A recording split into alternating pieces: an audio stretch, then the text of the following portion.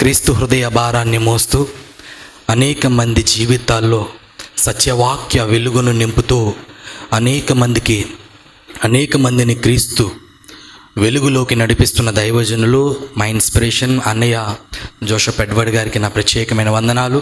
మీరందరూ ఇక్కడ ఉన్నవారు అందరూ కూడా బైబిల్ తెచ్చుంటారు. ఒక్కసారి మీ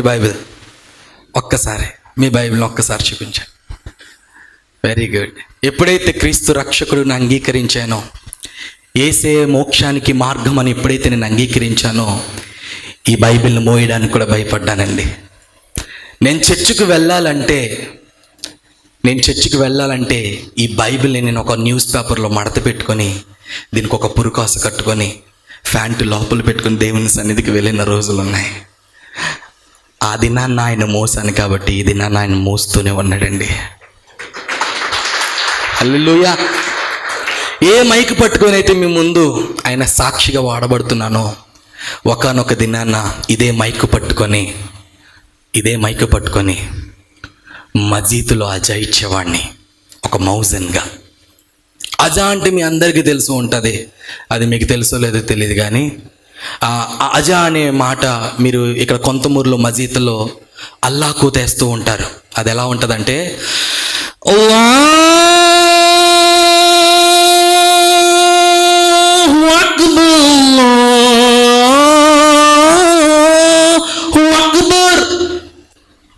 ఎంతమంది అన్నారండి?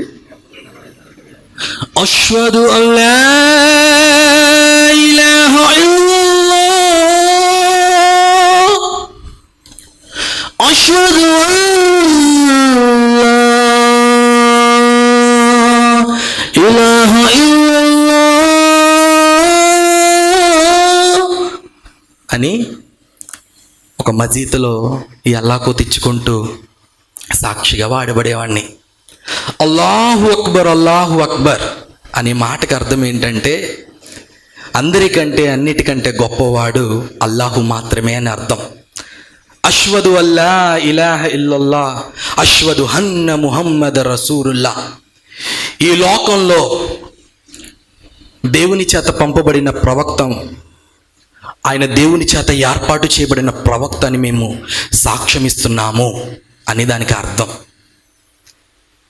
నేనైతే అంటున్నాను ఈరోజు, ఏ నోరైతే అందరికంటే అన్నిటికంటే గొప్పవాడు అన్న ఈ నోరు, అందరికంటే మనకంటే గొప్పవాడు నజరేయుడైన యేసు ప్రభువారు అని నేను చెప్పగలుగుతున్నా. ఎందుకు యేసు ప్రభువాన్ని అంగీకరించవలసి వచ్చింది? నా పేరు షేక్ మహమ్మద్ జన్నా. నేను పుట్టుక మహమ్మదీయుణ్ణి. మా ఊరు వచ్చి కొవ్వూరు మండలం దొమ్మేరు గ్రామంలో ఉండేవాడిని. అయితే నా కుటుంబంలో అందరికంటే చిన్నవాడినేమో. నేను పుట్టక మునిపే పోతవరం అనే ప్రాంతం నుండి మా తల్లిగారి యొక్క తండ్రి ఆయన ఒక ఇమాం. అంటే ఇమాం అని అంటే అర్థం ఏంటంటే నాయకుడు. మజీదుల్లో నమాజులు చదివించేవాడు, మజీదులో దేవుని గురించిన సందేశాలు అందించేవాడిని ఇమాం అని అంటూ ఉంటారు. అయితే అతి చిన్న వయసులో నేను చాలా నిష్ఠ కలిగిన ఒక మహమ్మదీయ కుటుంబంలో పుట్టాను. అందరికంటే చిన్నవాడిని అని అన్నాను, కానీ నా కుటుంబంలో మొదటిగా మా అన్నయ్య ఉన్నాడు, తర్వాత మా అక్క, తర్వాత నేను. అందరికంటే చిన్నవాడినేమో, చాలా చురుగ్గా ఉండేవాడిని. అయితే మా తాతయ్య గారు పోతవరం అనే ప్రాంతం నుండి దొమ్మేరు అనే ప్రాంతానికి వచ్చి, ఎవరైతే ఇస్లాంగా పిలువబడుతున్నారో వారందరినీ కూడా ఒక సమూహానికి ఏర్పాటు చేసి, వారందరికీ కూడా అల్లాహ్ గూర్చిన విషయాలు, అల్లాహ్ గూర్చిన సందేశాలు అక్కడున్న వారందరికీ కూడా చెప్పాలనే ఉద్దేశంతో పోతవరం అనే ప్రాంతాన్ని విడిచిపెట్టి దొమ్మేరు అనే గ్రామానికి వచ్చి అనేక మందిని ఒక దగ్గరగా చేర్చి వారందరికీ కూడా నమాజులు నేర్పించడం, ఆ దేవుని ఉద్దేశాలు, అల్లాహ్ సందేశాలన్నీ కూడా అక్కడున్న వారందరికీ చెప్పేవారు. అయితే అందరినీ కూడా గ్యాదర్ చేసి వాళ్ళందరినీ కూడా, ఇస్లాం అంటే రుజువు మార్గం అని అర్థం, ఆ రుజువు మార్గంలో అందరినీ కూడా నడిపిస్తూ వారందరి చేత ఒక మస్జిద్ని కట్టించారు. మరి ఇమాంగా దొమ్మేరు గ్రామానికి వచ్చాడో ఏంటో, ఆయన్ని ప్రేమించి అక్కడున్న మహమ్మదీలందరూ కూడా ఆ స్థలము పక్కనే ఆయన ఉండడానికి మరొక స్థలాన్ని మహమ్మదీలు మాకు ఇచ్చారు. ఎంతో నిష్ట కలిగిన వాడు. నేను పుట్టిన తర్వాత నా మొదటి ఫేస్ ఎవరినైనా చూశానంటే అది మా తాతయ్య గారినే. మా తల్లి గారు అలాగే మా అక్క చిన్నప్పటి నుంచే మదర్సా వెళ్తూ ఖురాన్ షరీఫ్ను చదువుతూ ఎంతో అద్భుతమైన సందేశాలని అనేక మందికి అందిస్తూ ఉండేది మా అక్క. అయితే అతి చిన్న వయసులో నాకు ఉద్దేశం ఎలా ఉండేదంటే, చదువు మీద గోల్స్ మీద ఏముండేది కాదు, కానీ నా యొక్క గోల్ ఏదైనా ఉంది అంటే నేను కూడా మా తాతయ్య గారిలా పెద్ద అయిన తర్వాత నేను కూడా మా తాతయ్య గారిలాగా అనేక దేశాలు అనేక రాష్ట్రాలు వెళ్ళి అల్లాహ్ గురించిన మాటలు అనేక మందికి చెప్పాలి అని చాలా అంటే చాలా నిష్ట కలిగి మా తాతయ్య గారిని వెంటేసుకొని నడుచుకుంటూ వెళ్ళేవాడిని. అనేక సూరాలు అనేక తరఫీదులు మా తాతయ్య గారు చెప్పేవారు. ఒక ఇస్లాం ఒక మహమ్మదీయుడు ఎలా ఉండాలి అని చెప్పేవారు. ఎప్పుడైనా మేము మహమ్మద్ అని అంటే మమ్మల్ని కొట్టేవారు. ఏంటి తాతయ్య, ప్రవక్త గారిని మహమ్మద్ అంటే తప్ప అంటే, లేదు మహమ్మద్ అని అనకూడదు, మహమ్మద్ సల్లల్లాహు అలైహి వసల్లం అని చెప్పేవారు. ఎందుకు తాతయ్య, అంత పెద్ద పేరు లేదు కదా, ఆయన ముహమ్మదే కదా అని అంటే, లేదు, దేవుని చేత దేవుని ద్వారా దేవుని వాక్కు తన ప్రజలకు అందించేవాడే దేవుని ప్రతినిధి. అలాంటి వ్యక్తిని ప్రవక్తల్ని మనం గౌరవించాలి అని చెప్పేవారు. అతి చిన్న వయసులోనే ఆ మాటలు వింటూ చాలా అంటే చాలా రోషంగా బ్రతికాను. దేవుడన్నా మా యొక్క మత గ్రంథ పుస్తకం మా ధర్మశాస్త్రం అన్నా చాలా అంటే చాలా పిచ్చి. ఎవరైనా సరే అల్లాహు దేవుణ్ణి కానీ మమ్మల్ని కానీ వెటకారం చేస్తే మాత్రం నేను సహించేవాడిని కాదు. కొట్టడానికైనా సిద్ధపడేవాడిని. అతి చిన్న వయసులో నరముల్లోకి అని అంటారు కదా, నరముల్లోకి దేవుడి మీద పిచ్చెక్కువైపోయింది.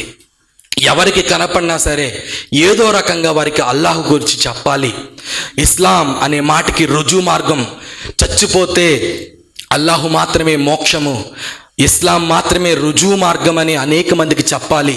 చచ్చిపోయే లోపుట్లో అయినా నేను ఇమాం అవ్వాలి, ఒక ప్రీస్ట్ అవ్వాలని చాలా అంటే చాలా ఆశతో నేను పరిగెట్టేవాడిని. మా తాతయ్య గారు అవన్నీ చూస్తూ నాకు చాలా విషయాలు నేర్పించేవారు. అలా నేర్పిస్తూ అతి చిన్న వయసులో ఇంచుమించు 10-11 సంవత్సరాల వయసులోనే అజా ఇవ్వడం నేర్చుకున్నాను. ఆ టైంలో చిన్నపిల్లలు ఎవరు అజా ఇచ్చేవారు కారు. ఆ టైంలో అజా ఇచ్చే అంతంత గొప్పోళ్ళు ఎవరు లేరు. అతి చిన్న వయసులో మామూలుగా అజా చాలామంది పెద్దగా ఇస్తూ ఉంటారు, కానీ నేను అజా ఇస్తే మాత్రం ఇంచుమించు 20 నిమిషాలు తీసుకునేవాడిని. ఆ అజాలో నా దేవుణ్ణి మహిమపరుస్తూ ప్రతి ఒక్కరిని కూడా మన సృష్టికర్తని దేవుణ్ణి ఆరాధించడానికి రండి, నమాజులు చేద్దామన్న ఈ నోరు ఈరోజు చెప్తున్నాను, ఏ కాలర్ అయితే నేను ఎగరేసానో, ఏ నోరైతే నా దేవుడే గొప్పోడు, నా అల్లాహు దేవుడు మాత్రమే రుజువు మార్గం, ఆయన నమ్మిన వారు మాత్రమే మహమ్మద్ ప్రవక్త గారిని ఆయన ప్రవక్తగా స్వీకరిస్తేనే మోక్షానికి చేరుతారన్న ఈ నోరు యథార్థంగా చెప్తున్నాను. ఈరోజు ఇదే నోరు నా కోసం ప్రాణం పెట్టిన యేసే మాత్రమే గొప్పోడని చెప్పగలుగుతున్నా. హల్లెలూయా, హల్లెలూయా. అలా ఉంటున్నాను. ఎవరైనా సరే అడగదు, ఏంట్రా మీ గొప్ప? 26 దేశాలు, ఆసియా ఖండంలోని 26 దేశాలు ఇస్లాం జనాంగం ఉన్నారు. వారందరూ కూడా ఎవరిని ఆచరిస్తున్నారు తెలుసా? అల్లాహు దేవుణ్ణి ఆచరిస్తున్నారు. మీరు గొప్పరా మేము గొప్పోళ్ళం అంటే మేమే గొప్పోళ్ళం. 1,85,000 ప్రవక్తలు మేము ఆచరిస్తూ ఉంటున్నాం. వాగ్దానాలు మావి, ప్రవక్తలు మావారు. ఈ లోకం ఈ సృష్టి మాది. చచ్చిపోయే లోపుట్లో మేము మోక్షానికి వెళ్తాం కానీ నరకానికి వెళ్ళమని ఎవరికి పడితే వాళ్ళకి నేను సవాల్ చేసి అనేవాడిని, నా దేవుడు గొప్పోడు అని చెప్పేసేవాడిని. రంజాన్ నెలలో చాలా అంటే చాలా నిష్ట కలిగి మజీద్లోనే గడిపోతూ తస్బీలు సుబ్హానల్లా అల్హమ్దులిల్లా బిస్మిల్లాహిర్ రహమానిర్ రహీం అంటూ తస్బీలు గింతూ అన్ను దినము కూడా ఐఎమ్ గ్లోరిఫైయింగ్ టు గాడ్, అంటే నేను దేవుణ్ణి మహిమపరుస్తున్నాను. సుబ్హానల్లా దేవునికి మహిమ, అల్లాహుకు మాత్రమే మహిమ అంటూ ప్రతి దినము కూడా రంజాన్ 30 దినాలు కూడా అక్కడే ఉంటూ అక్కడ వచ్చిన ప్రతి ఒక్కరికి కూడా ఏదో రకంగా సూరాలు చదివిస్తూ వారందరికీ కూడా నా దేవుని గురించి నా గొప్పతనం వారందరికీ కూడా చెప్పిన జీవితం ఇది. చాలా అంటే చాలా నిష్ఠ కలిగిన కుటుంబం. మా తాతయ్య గారు పక్కనే ఉండేవారేమో, ఆయన అంటూ ఉంటారు, ఆయన అనేవారు, అరే చచ్చిపోయే లోపుట్లో అయినా సరే నేను ఇమాంగా చూడాలిరా అని అనేవారు. ఇమాంగా నిన్ను చూడాలి, నాకులాగే నువ్వు కూడా హదీసులు చదవాలి, నాకులాగే నువ్వు కూడా ఖురాన్ షరీఫ్లే చదవాలి, నాకులాగా నువ్వు కూడా ఒక మస్జిద్లో నువ్వు కూడా ఒక ప్రీస్ట్గా ఉండాలి అని ఎప్పుడు చెప్పేవారు. పక్కన కూర్చోబెట్టి ఎప్పుడు కూడా లోక సంబంధమైన మాటలు ఎప్పుడు చెప్పేవారు కాదు, కానీ ఏదో సందర్భంలో దేవుని గురించిన మాటలు చెప్పేవారు. ఒకానొక దినాన్ని నేను రోడ్డు మీద పోతున్నప్పుడు కొంతమంది దండయాత్ర చేస్తున్నప్పుడు నాకు వాళ్ళు ఎవరో తెలియదు. వాళ్ళందరూ కూడా ఏ మతం అని అంటారంటే యేసుప్రభు మతం అని అంటారు అని చెప్పేసి ఒక మాటని విన్నాను. ఓకే, వాళ్ళందరూ కూడా యేసుప్రభు, ఈ లోకంలో చాలామంది దేవుళ్ళు ఉన్నారు కదా, వెళ్ళండి పిచ్చోళ్ళు అయ్యి నెత్తి మీద చెంగులు వేసుకొని వీళ్ళందరూ ఏంటి యేసుప్రభు అంటున్నారు, ఈసా అలైహి వసల్లంకో ఇలా చేస్తారేంటి, వీళ్ళు దేవుడు అంటున్నారేంటి అని చెప్పేసి నాలో నేను తలుచుకుంటూ పక్కకు వెళ్ళి నేను ఉమ్మేసుకునేవాడిని. ఎందుకోసం అంటే వారు చేసేది తప్పు అని అనిపించినప్పుడు నేను ప్రతి నిమిషం కూడా వారు కనపడితే నా నోట్లోంచి కాండ్రించి పక్కకు తిరిగి ఉమ్మేసుకునేవాడిని. వాళ్ళు నా కంటికి కనబడితే మాత్రం నేను తిట్టుకునేవాడిని. ఎలా తిట్టుకునేవాడిని అంటే, వీళ్ళు తప్పు చేస్తున్నారు, వీరందరూ కూడా జోజక్కి వెళ్ళిపోతారు, అంటే నరకానికి వెళ్ళిపోతారు, వాళ్ళందరూ కూడా జన్నత్కి వెళ్ళాలి, జన్నత్ అంటే పరలోకం వీళ్ళందరూ చేరాలి, వీళ్ళ బ్రతుకులు మారో, వీళ్ళందరూ కూడా ఇలాగే పోతారని చెప్పేసి నేను తిట్టుకుని ఏదో రకంగా దేవుని మహింపరుస్తూ అలా పక్కకి వెళ్ళిపోయేవాడిని. ఒకానొక దినాన్ని ఎందుకో వాళ్ళు అలా ఆ రోజున నేను చూసినప్పుడు ఇంటికి వచ్చి మా తాతయ్య గారిని అడిగాను, నానా ఓ సబ్ లోగో ఓ చప్పట్లా మార్కే ఓ ఈసు మసీహుకో ఆరాధిస్తున్నారు నానా, ఏంటి నాన్న అని అంటే మా తాతయ్య గారు వెంటనే ఏమాత్రం మాట్లాడకుండా ఎప్పుడైతే యేసు అనే మాట నా నోట్లోంచి వచ్చిందో ఆయన చెల్లుమని నా గోబలు వాయించాడు. వెంటనే ఉన్నపాటిని ఏడ్చేశాను. మై క్యా కరుం నానా, మై క్యా నై కరుం, మై కుచ్ భీ నై కరుం. నేను వెళ్తున్నప్పుడు వాళ్ళు ఎవరు నాకు ఎదురయ్యారు, వాళ్ళ ఏదో చిన్న మాటలు చెప్తున్నారు, ఏదో పత్రాలు ఇస్తున్నారు. నేను అనుకున్నాను ఇది కన్ఫామ్గా యేసు ప్రభు మతం వాళ్ళే అని అనుకున్నారు అని అన్నప్పుడు మా తాతయ్య గారు నేను ఏడుస్తున్నప్పుడు నన్ను దగ్గరికి చేర్చి ఒక మాట అన్నారు. ఏమన్నారంటే, ఈసు మసీహా హమారా నబీ హై, ఓ హమారా పైగంబర్ హై. వాళ్ళందరూ కూడా దేవుడు అంటూ ఉంటారు, తక్కువ జాతోళ్ళాళ్ళు అలాంటి మార్గంలో నువ్వు చచ్చేంత లోపల నువ్వు వెళ్ళకూడదు అని చెప్పేసి మా తాతయ్య గారు అనేక సందర్భాల్లో చెప్పారు. ఒకసారి అలాగే చెప్పిన తర్వాత అంగీకరించి ఇంకా కూడా రోషంగా నేను బ్రతకాలి, మా ప్రవక్తలు, మా ధర్మశాస్త్రము, మా మా మా మా మా మాకు నేర్పించిన మా రుజువు మార్గం, మా ఇస్లాం అని చాలా రోషంగా బ్రతికేవాడిని. ఒకనొక దినాన్ని సరదాగా ఇంట్లో కూర్చొని సరదాగా నేను జస్ట్ క్లాప్స్ సరదాగా ఇలా క్లాప్స్ కొట్టాను. ఆ శబ్దం విని క్యా కరా రే తూ అని అన్నాడు. మై కుచ్ భీ నై కరుం నానా అన్నాను. తూ క్యా కరా రే తూ అబే, తూ క్యా కరా, నేను ఏం చేయలేదే బాబు, నేనేం చేయలేదు నాన్న అంటే, మై దేఖూం తూ క్యా కీ కరా తూ, చప్పట్లా మారా తూ, ఆవాజ్ కరానా తూ, నై కరుం నానా, లేదు నువ్వు కొట్టావు చప్పట్లు అని చెప్పేసి ఈపి మీద చెల్లు బట్టి ఎప్పుడు కూడా చప్పట్లు కొట్టకో, చప్పట్లు కొడితే ప్రాబ్లం ఏంటి నానా అంటే, నేను మళ్ళీ చెప్పాను గత రోజుల్లో చెప్పినట్లుగానే అవేమీ కూడా మనం చేయకూడదు. నేను ఇమాముని, అనేక మందికి నేను బోధిస్తున్నాను, నువ్వే తప్పు చేయకూడదు. చాలా అంటే చాలా ఆశలు పెట్టుకున్నాను నీ మీద అని మా తాతయ్య గారు. ఎంతసేపు కూడా మా తాతయ్య గారి కోసమే చెప్పాను కదా, మా అమ్మగారి కోసం మా నాన్నగారి కోసం చెప్పలేదేంటి అనే డౌట్ మీ అందరికి రావచ్చు. మా తండ్రి గారు ఏం చేశారంటే, ఆయన పని ఏంటంటే ఒక భయంకరమైన డ్రంకిస్ట్, ఆయన త్రాగుతూ ఉండేవాడు మాట. ఆయన పని ఏంటంటే పనికి వెళ్ళడం, ఆయన ఒక కన్స్ట్రక్షన్ చేస్తూ ఉండేవాడు, ఒక కాంట్రాక్టర్, ఆయన ఒక మేస్త్రి అని చెప్పొచ్చు, తాపీ మేస్త్రి. ఆయన వచ్చిన డబ్బులన్నింటిని కూడా తీసుకొని ఏం చేసేవాడంటే తాగేస్తూ ఉండేవాడు. తర్వాత మా అక్కకి పెళ్లి చేయాలి, మా అక్క హదీసులు చదువుకొని మదర్సాకి వెళ్ళి వచ్చిన తర్వాత కుమార్తెకి పెళ్లి చేయాలనే బాధ్యత మా తండ్రికి ఉండేది కాదు. పెద్దవాడు, వాడికి చదువు సంధ్య ఏమీ లేదు, గాలికి తిరుగుతున్నాడు, వాడికి ఏదో రకంగా ఒక షాప్ పెట్టించాలనే బాధ్యత లేనోడు మా తండ్రి. ఇంక ఇవన్నీ చూస్తూ భయంకరమైన దేన స్థితిలో పుట్టాం. మాకంటూ డాబాలు ఏమీ లేవు, ఒక భయంకరమైన పూరి గుడిసెలో పుట్టాం మేమందరం కూడా. ఆ స్థలం ఇచ్చారేమో అది కూడా మా సొంత స్థలం అయితే కాదు. మా తాతయ్య గారు ఒక ఇమాంగా, ఒక ప్రీస్ట్గా మస్జిద్లో పనిచేస్తున్నారని అదే మస్జిద్ పక్కనే ఆనుకొని ఒక ఇంచుమించు 175 గజాలు ఏం చేశారంటే అక్కడున్న మహమ్మదీ పెద్దలందరూ కూడా ఏం చేశారంటే తాతయ్య గారు ఉండడానికి నివాస స్థలం ఇచ్చారు. ఇంకా మా అమ్మగారు ఏం చేశారంటే ఇలాగే ఈ మనిషి ఇలాగే ఉంటాడు, మన బ్రతుకులు ఇలాగే ఉంటాయి, అప్పో సొప్పో అని చెప్పేసి అప్పులు చేసి మా అక్కకి వివాహం చేసి ఆమెను పెళ్లి చేసి పంపించేసి తదుపరి మా అన్నయ్యకి పెళ్లి చేసి మా అన్నయ్యని ఉంటూ మా వదిన గారు మా అన్నయ్యని తీసుకెళ్ళిపోవడం జరిగింది. ఇంకా మిగిలింది నేను ఒక్కడనే.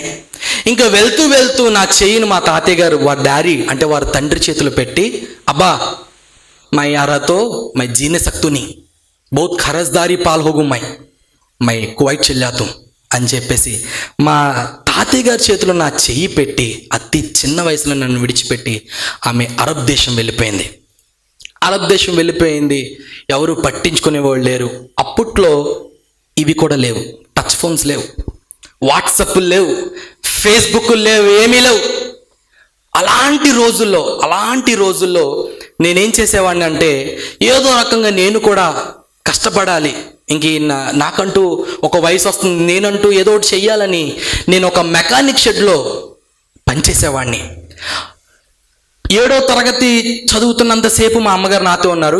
7వ తరగతి అయిపోయిన తర్వాత డబ్బులు లేక ఏదో రకంగా నేను కష్టపడాలి, చదువు నాకు అబ్బదలే, చదువు నాకు వేస్ట్ అని చెప్పుకొని 10వ తరగతి నేను ఒక 10th క్లాస్ ప్రైవేట్గా కట్టి ఒక స్కూల్లో ప్రైవేట్ క్లాస్గా కట్టి 7th క్లాస్ అయిపోయిన తర్వాత ప్రైవేట్ క్లాసెస్కి వెళ్తే ప్రతిరోజు స్కూల్కి వెళ్ళాల్సిన అవసరం లేదేమో అనే ఉద్దేశంతో నేను ఉదయం నుండి సాయంత్రం కాలం వరకు కూడా మెకానిక్ షెడ్లో పనిచేశాను. నాకు మెకానిక్ నిజం రాక మా జానీ మామ అంటే ఆ నా గురువు అంటే నాకు మావయ్య అవుతాడు.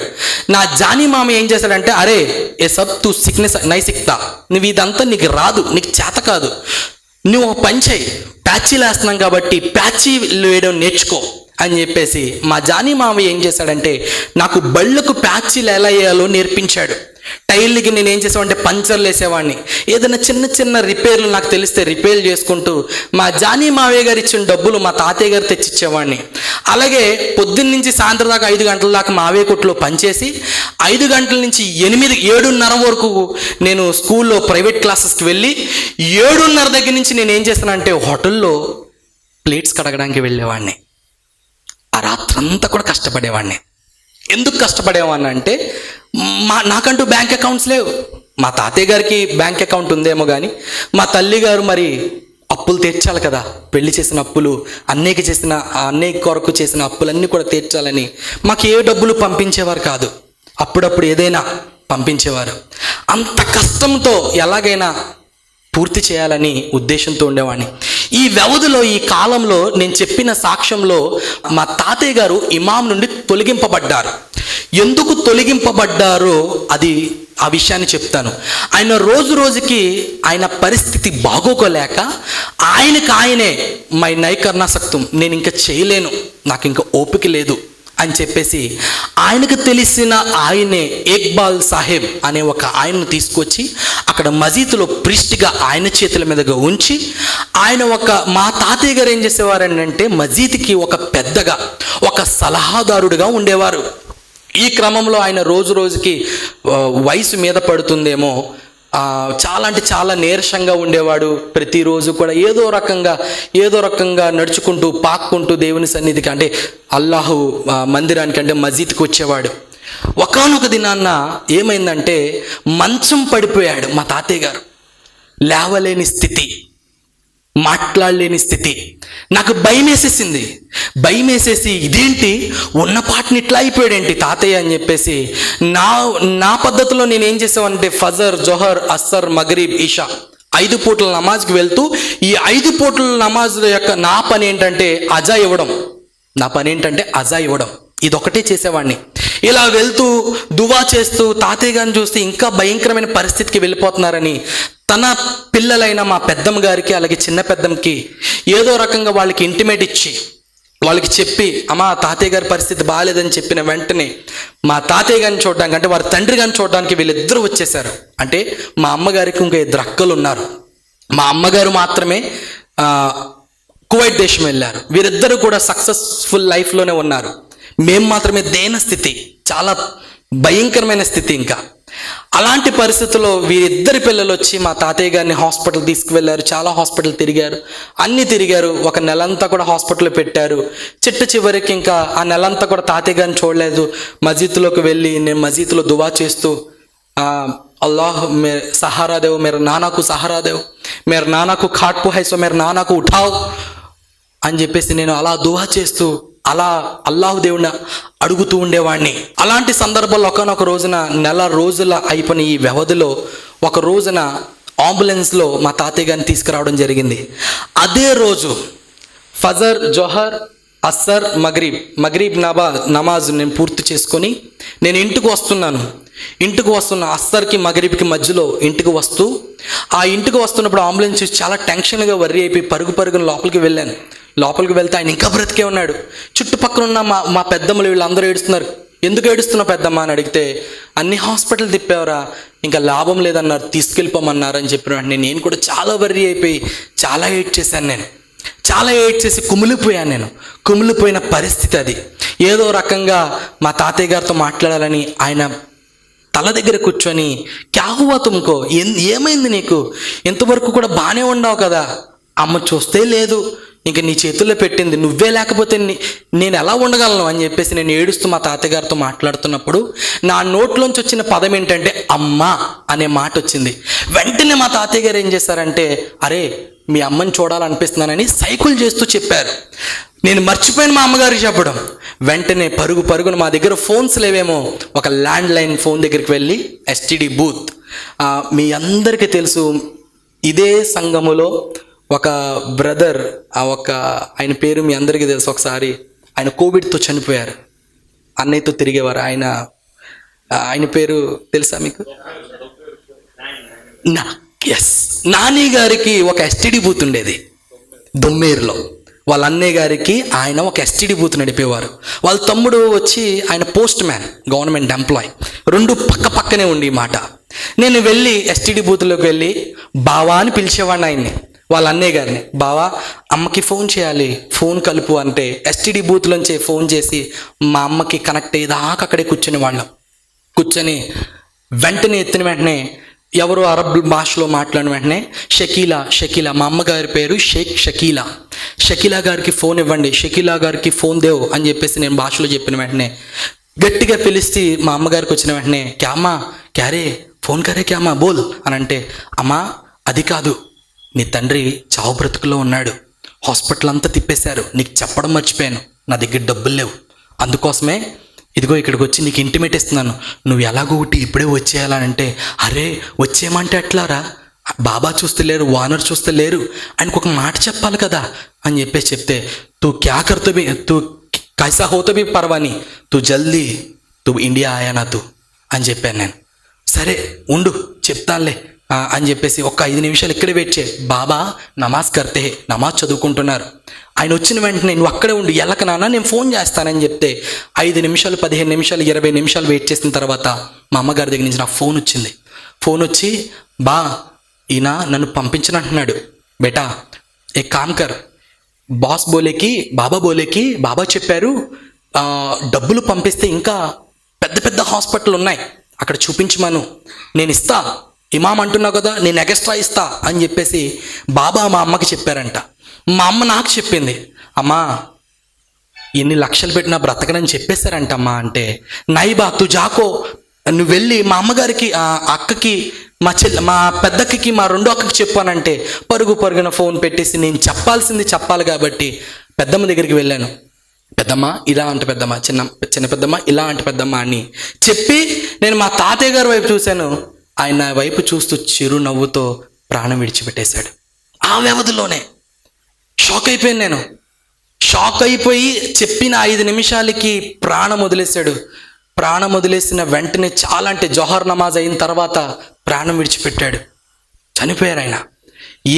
ఏ ఫోన్ దగ్గర నేను చేత వచ్చానో అదే ఫోన్ దగ్గర పరుగును వెళ్ళి అమ్మా అని ఫోన్ ఎత్తే క్యాబా బోల్ అని అంటే, మీ నాన్న లేడమ్మా, చనిపోయాడు, నువ్వు రావాలి అని చెప్పాను నేను. ఎక్కెక్కి గుండెలు బాదుకుని ఏడ్చింది ఆమె. గుండెలు బాదుకుని ఏడుస్తూ ఏడుస్తూ కన్నీరు మున్నీరు అయిపోయింది. ఫోన్లో కన్నీరు మున్నీరు అయిపోయి నాకు ఫోన్ చేసి నాకు ఏదో రకంగా చెప్తానని చెప్పింది. అయితే అప్పట్లో ఒక రిలయన్స్ ఫోన్స్ ఉండే, రిలయన్స్ ఫోన్స్. ఆ రిలయన్స్ ఫోన్స్కి మా పక్కన మా చాచాకి రిలయన్స్ ఫోన్ ఉండేదేమో, ఆ ఫోన్కి ఫోన్ చేసి అక్కడ జరిగిన విషయాలన్నీ కూడా తెలుసుకునేది. అయితే మా అమ్మకి నేను అన్నాను, నువ్వు ఎలాగైనా ఇండియా వచ్చేయాలమ్మా అని చెప్పిన వెంటనే బాబా దగ్గరికి వెళ్ళి, నా తండ్రి చనిపోయాడు, నన్ను భారతదేశం పంపించేయండి, నేను మళ్ళీ వచ్చేస్తాను అని చెప్పిన వెంటనే ఇప్పుడు టికెట్ అంటే కుదరదు, దువా చేయి అని చెప్పేసి ఏదో రకంగా ఆమెను మభ్యపెట్టి ఆమెను అక్కడ ఉంచడం జరిగింది. అలా రోజంతా చూసాం, రాలేదు. రెండో రోజు చూసాం, రాలేదు.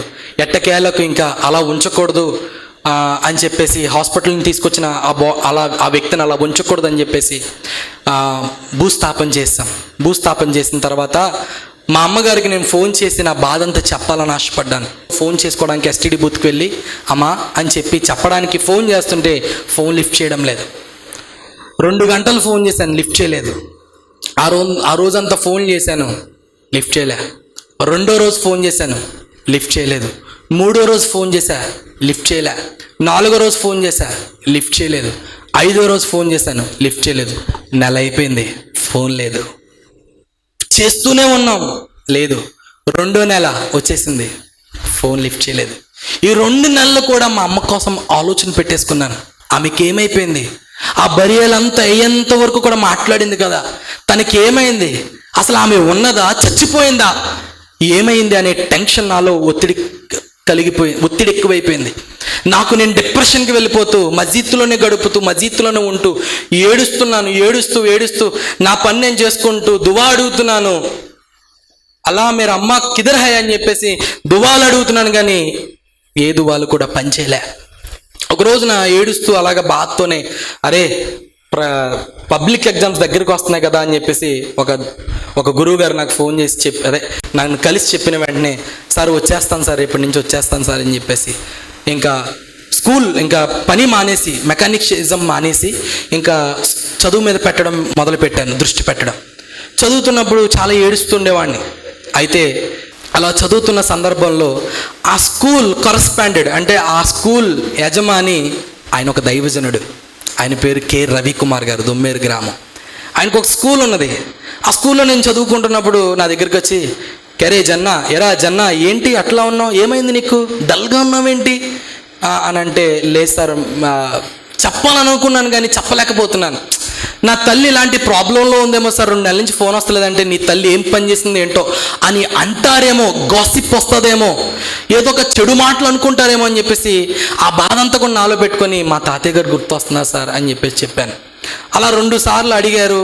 ఒక్కనొక రోజున శుక్రవారం రోజున నా దగ్గరికి వచ్చి, అరే నువ్వు ఎక్కువ అజాయిస్తున్నావు కదా, ఎందుకు మరి అంత డల్గా ఉంటున్నావు, మోక్షానికి మార్గం ఇస్లామే అని అంటూ ఉంటావు, అప్పుడప్పుడు మాకేదో చెప్తూ ఉంటావు, నువ్వే డల్గా ఉంటే ఎట్లా, నీ అల్లాహ్ గురించి చెప్పు, లేదా నా దేవుని గురించి చెప్పమంటావా అంటే, మీ దేవుడు ఎవరు సార్ అంటే, నా దేవుడు ఎవరో కాదు సృష్టికర్తని యేసయ్య అని చెప్పేసి ఆయన చెప్పాడు. వెంటనే నా చేతిలో ఉన్న ఆల్ ఇన్ వన్ బుక్ గోడకేసి కొట్టి, ఇప్పుడైతే చెప్పారు కానీ ఇంకెప్పుడు చెప్పకండి, నాకు మీరు గురువు అయితే, నాకు మీరు చదువు చెప్పే సార్ అయినా నేను లెక్క చేయను, కానీ ఎప్పుడు కూడా యేసు ప్రభు వారిని గూర్చిన సందర్భము ఆ సందేశం నాకు మీరు చెప్పద్దు, నేను వినను అని చెప్పేసి చెప్పాను.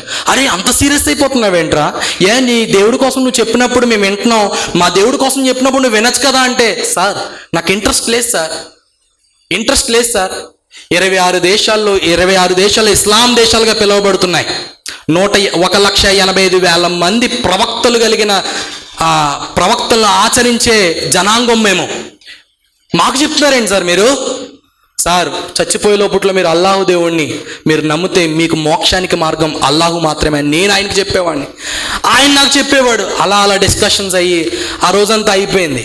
ఆ రోజంతా అయిపోయినప్పుడు శనివారం రోజున స్కూల్కి వెళ్ళి అయిపోయింది. ప్రైవేట్ క్లాసెస్ పెట్టారు. ప్రైవేట్ క్లాసెస్లో ఆయన దగ్గరికి వచ్చి, జన్నా నువ్వు ఒక కాపాడపోతే ఒక మాట చెప్తానని అన్నారు. చెప్పండి సార్ నో ప్రాబ్లం సార్, మొన్న జరిగిన దానికి ఏమనుకోకండి సార్ మనసులో. అంటే ఏం పర్లేదు, నీకు ఏం లేదు. మా చర్చ్లో హోల్ నైట్ ప్రేయర్ జరుగుతుంది. ఏంటది? Whole night prayer. నువ్వు నీ మస్జిద్కి నేను రావాలంటే ముందు నా హోల్ నైట్ ప్రేయర్కి రావాలి.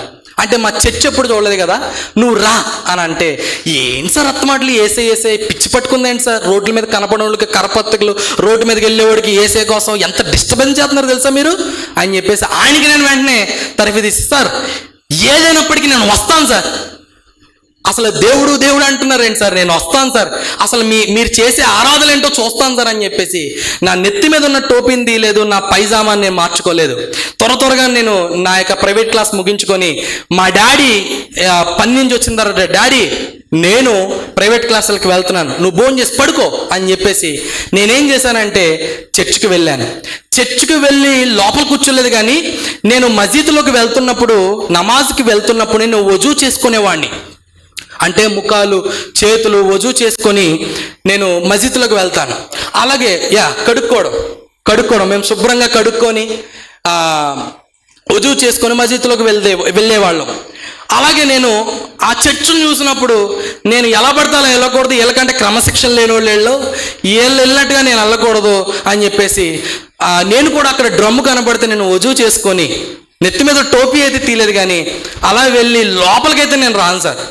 నేను బయట కూర్చుంటాను, కిటికీ ఉంది కదా, కిటికీలో చూస్తానని చెప్పేసి ఆ బయట కూర్చొని వాళ్ళు చేసినవి అన్నీ కూడా చూస్తున్నాను.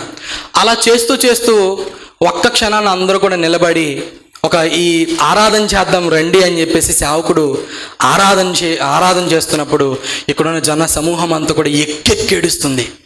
ఆ సందర్భంలో నేను కూడా నుంచొని ఉన్నానేమో నాకు తెలియకుండానే, నా ప్రమేయం లేకుండా నాకు నేనుగానే లోపలికి వెళ్ళి వాళ్ళతో పాటు నేను కూడా ఎక్కెక్కి ఆరాధన చేస్తున్నాను. ఎక్కెక్కి ఏడుస్తున్నాను. నేను బయట ఉన్నవాడిని, నాకు మైండ్లో నేను చర్చి దగ్గర ఉన్నాను, మనం వెళ్ళకూడదనే కంటెంట్ని మర్చిపోయి, ఆ సందర్భాన్ని మర్చిపోయి, నేను మర్చిపోయి లోపలికి వెళ్ళిపోయి ఎక్కెక్కి ఏడుస్తూ నేను కూడా వాళ్ళతో పాటు నేను కూడా ఏడుస్తూ నాలో ఉన్న బాధ అంతా కూడా అక్కడ కక్కేసుకుంటున్నాను. అక్కడ ఉన్న వాళ్ళందరూ కూడా చుట్టుపక్కల ఎవరో చూసి ఆరాధన చేసే దైవజనుడికి చెప్పారు. వెంటనే ఆరాధన ఆప్ చేసి, జన్నా బాజీ ఎందుకు ఏడుస్తున్నావు అని అంటే, ఆ సందర్భంలో అయినా చెప్పాలనిపించింది నా తల్లి కోసం. చాలామంది ఉన్నారేమో చెప్పాలని అనిపించలేదు. చెప్తే మళ్ళీ వీళ్ళందరికీ ఏదో రకంగా అనుకుంటారు నా తల్లి కోసం అని చెప్పేసి నేనేం చేశానంటే, చనిపోయిన మా తాతయ్య గారు గుర్తొచ్చారు సార్ అని చెప్పేసి ఎందుకో నేను ఆ మాట చెప్పేసి నేను బయటకు వచ్చి చెప్పులేసుకొని పరుగుని ఇంటికి వెళ్ళిపోతున్నాను.